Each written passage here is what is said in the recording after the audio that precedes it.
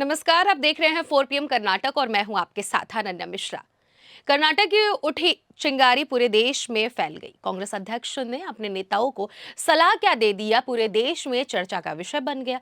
BJP ने इससे मुद्दा बनाने का प्रयास किया। प्रधानमंत्री मोदी ने भी अपनी ट्वीट से इससे मुद्दे को उठाने की कोशिश की, लेकिन कुछ ही देर में कांग्रेस के अध्यक्ष ने ऐसा पलटवार किया कि वो पोस्ट सोशल मीडिया पर वायरल हो गया। कांग्रेस को घेरने चली बीजेपी खुद घिर गई। कांग्रेस ने पूछ लिया, आपके 15 लाख रुपए कहां गए? दरअसल कर्नाटक सरकार की शक्ति स्कीम को लेकर देश में राजनीति गर्म हो गई है। राज्य के उप मुख्यमंत्री डीके शिवकुमार ने पिछले दिनों कहा था कि सरकार शक्ति योजना पर फिर से विचार करेगी, क्योंकि कुछ महिलाओं ने सरकारी बसों में यात्रा के लिए भुगतान करने की इच्छा व्यक्त की है। बस इसी बात पर डिप्टी सीएम के बगल में बैठे कांग्रेस के राष्ट्रीय अध्यक्ष मल्लिकार्जुन खड़गे ने उनके ऊपर भड़क गए और डीके शिवकुमार की पत्रकारों के सामने ही क्लास लगा दी। कर्नाटक के डिप्टी सीएम ने कहा था कि लगभग 5 से 10% महिलाएं कह रही हैं कि जब वो स्वेच्छा से किराया देना चाहती हैं तब भी कंडक्टर टिकट के लिए पैसे नहीं लेते हैं। मैं जल्द ही परिवहन मंत्री रामलिंगा रेड्डी के साथ बैठक करूंगा और इस पर चर्चा करूंगा। कांग्रेस अध्यक्ष मल्लिकार्जुन खड़गे ने कर्नाटक सरकार की खिंचाई करते हुए कहा कि चुनाव के समय ऐसे वादे ना करें जिससे बाद में पूरा नहीं कर पाए। ऐसे वादे करने से राज्य पर आर्थिक बोझ बढ़ सकता है।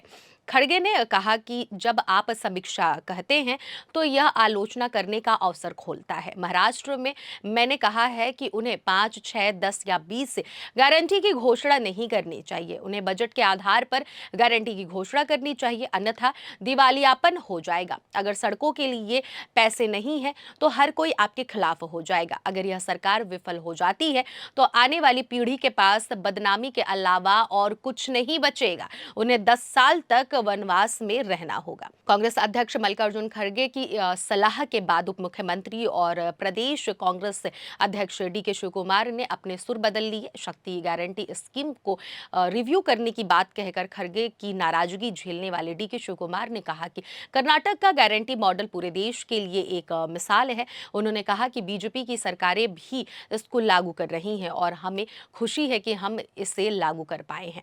दरअसल शक्ति स्कीम उन 5 गारंटियों में से एक है जिन्हें चुनाव के समय लागू करने का वादा किया गया था। शक्ति स्कीम के तहत महिलाओं को राज्य सरकार की बसों में फ्री यात्रा की सुविधा दी जाती है। कांग्रेस ने इस योजना को 11 जून साल 2023 को लॉन्च किया था। इस योजना का उद्देश्य महिलाओं की सामाजिक और आर्थिक स्वतंत्रता को मजबूती देना था। मीडिया रिपोर्ट्स के मुताबिक 18 अक्टूबर साल 2024 तक शक्ति योजना पर रुपए 7,507.35 करोड़ खर्च आया। कुछ विपक्ष के नेताओं और विश्लेषकों ने कहा कि यह राज्य सरकार के बजट पर भारी पड़ गया। इसे सरकारी संसाधनों का दुरुपयोग भी बताया गया। डिप्टी सीएम डीके शिवकुमार ने हाल ही में कहा कि महिलाएं किराया चुकाने की इच्छा जता रही हैं, इसलिए इस योजना पर पुनर्विचार किया जा सकता है। बस उसी समय कांग्रेस अध्यक्ष मल्लिकार्जुन खड़गे उन पर भड़क गए। कांग्रेस अध्यक्ष मल्लिकार्जुन खड़गे ने कहा कि इस तरह की कोई भी बात लोगों में संदेह पैदा करेगी। उन्होंने मुख्यमंत्री सिद्धरमैया से बजट में किए गए वादों पर कायम रहने को कहा। इसी बात को बीजेपी ने पकड़ लिया और कांग्रेस को घेर लिया। यही नहीं, इस मामले पर प्रधानमंत्री मोदी ने भी कांग्रेस पर बड़ा हमला बोलते हुए कहा कि वादा करना आसान है लेकिन उसे निभाना काफी मुश्किल होता है। पीएम मोदी ने कहा कि कांग्रेस लोगों के सामने बुरी तरह बेनकाब हो गई है, क्योंकि उसने ऐसे चुनावी वादे किए जिनके बारे में खुद उसे भी लगता था कि वह कभी पूरा नहीं कर पाएगी। पीएम मोदी ने कहा कि कांग्रेस अब महसूस करने लगी कि चुनावों में झूठे वादे करना आसान है, लेकिन उन्हें ठीक से लागू करना काफी मुश्किल या फिर असंभव है। पीएम मोदी ने इस दौरान देश के लोगों से प्रमुख विपक्षी पार्टी के अवास्तविक वादों की सांस्कृतिक से सावधान रहने की अपील की है। पीएम मोदी ने सोशल मीडिया एक्स पर पोस्ट कर कहा कि देश की जनता को कांग्रेस की अवास्तविक वादों की संस्कृति से सतर्क रहना होगा। हमने हाल ही में देखा कि हरियाणा के लोगों ने उनके झूठ को कैसे खारिज कर दिया और एक ऐसी सरकार को प्राथमिकता दी जो स्थिर है, प्रगति उन्मुख और काम करने वाली हो। पीएम मोदी के बयान पर कांग्रेस की राष्ट्रीय महासचिव प्रियंका गांधी ने पलटवार किया है।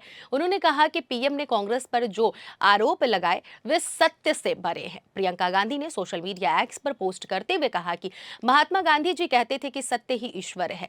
मुंडकोपनिषद में लिखा गया सत्यमेव जयते हमारा राष्ट्रीय आदर्श वाक्य है। सत्य की स्थापना करने वाले ये आदर्श वाक्य भारतीय स्वतंत्रता आंदोलन, भारत के पुनर्निर्माण और सार्वजनिक जीवन के आदर्श बने। सत्य जिस देश की हजारों साल की संस्कृति का आधार है, उस देश में सर्वोच्च पद पर बैठे व्यक्ति को असत्य का सहारा नहीं लेना चाहिए।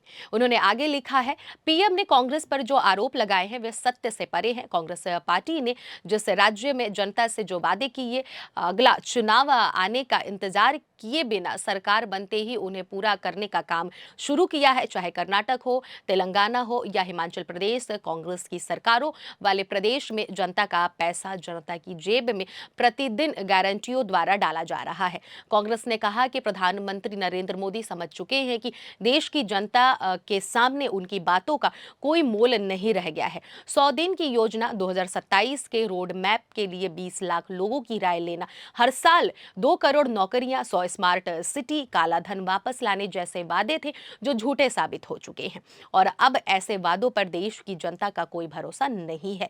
पीएम मोदी ने खोखले वादे करके देश के सर्वोच्च और सम्मानजनक पद की गरिमा को ध्वस्त कर दिया है। वहीं पीएम मोदी पर खुद कांग्रेस अध्यक्ष मल्लिकार्जुन खड़गे ने भी पलटवार करते हुए एक्स पर पोस्ट किया। उन्होंने पोस्ट में पीएम मोदी को टैग करते हुए लिखा कि झूठ, छल, जालसाजी, लूट और प्रचार वो 5 विशेषण है जो वर्तमान सरकार का सबसे अच्छा वर्णन करते हैं।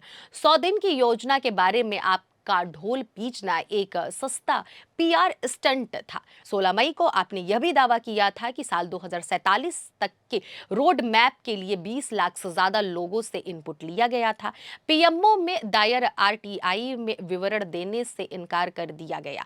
आपके झूठ का पर्दाफाश हो गया। बीजेपी में बी का मतलब बिट्रेयल यानी विश्वासघात है, जबकि जे का मतलब जुमला है।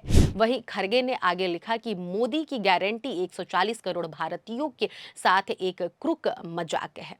वहीं इस मामले पर पत्रकारों ने जब प्रदेश के मुख्यमंत्री सिद्धरमैया से पूछा कि क्या आगे ये योजना खत्म कर दी जाएगी, तो मुख्यमंत्री सिद्धरमैया ने कहा कि इस सरकार के सामने ऐसा कोई प्रस्ताव नहीं है। उन्होंने केवल वही कहा जो कुछ महिलाएं कह रही हैं। सरकार के स्तर पर इस पर पुनर्विचार करने की कोई स्थिति नहीं है, ऐसा कोई इरादा नहीं है, ऐसा कोई प्रस्ताव भी नहीं है। ऐसी तमाम राजनीतिक खबरों को देखने और जानने के लिए देखते रहिए 4 PM कर्नाटक। धन्यवाद।